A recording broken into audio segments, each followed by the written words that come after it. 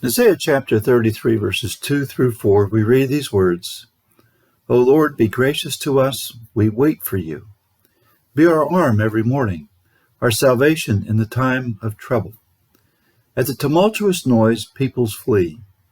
When you lift yourself up, nations are scattered, and your spoil is gathered as the caterpillar gathers, as locusts sleep, it is leapt upon. In the midst of Judah's fears, they remembered to pray. Their threat was a serious one, as Assyria threatened, and the nation foolishly attempted to build alliances with other foreign powers for protection. In the midst of this threat, a faithful remnant remembered their only hope of deliverance, and they prayed. How often do we follow the pattern of Judah and seek every type of worldly solution when we encounter trials of various kinds? This is the normal reaction of the old nature. Remember that before the Lord changed our heart, we did not truly consider God and His power. Yet after our salvation, we seem to struggle with the preeminence of God in every area and situation of life. We tend to act first and then pray when our actions fail. Instead, we should have prayed first and then acted. Prayer is our response of faith. Only those who trust God will call upon God. The question is this: why do we not call upon Him in every situation? Perhaps it is that we tend to trust in our own abilities and efforts first. And this is truly a battle with this primordial sin of pride.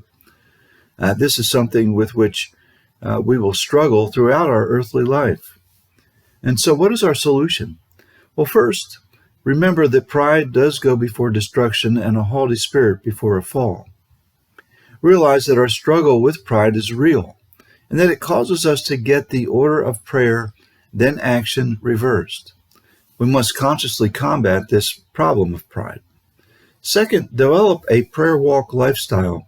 Prayer is not a church meeting, and it should be more than just an event that happens once a day. It should be a way of life.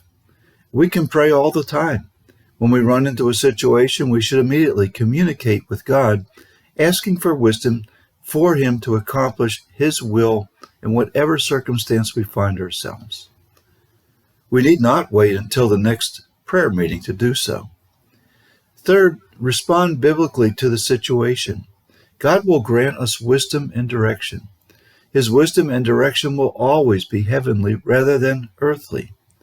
And fourth, wait and watch to see how God moves in that situation. Sometimes it may take a period of waiting to see how the Lord has answered the prayer. Often He's working in a way other than you have desired or anticipated. Remember that His ways are higher than ours are. This also takes faith.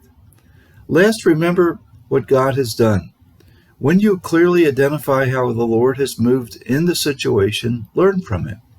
If Israel had just remembered the multitude of specific times that the Lord had moved supernaturally in their behalf, they would not have sought an alliance with foreign nations. They would have trusted God. Remember the great things that God has done. In this age, the church is the faithful remnant of God. Might I just say, it's the true church that's the faithful remnant of God. We are people called to walk by faith and not by sight. Prayer is the principal act of faith. So pray as a way of life.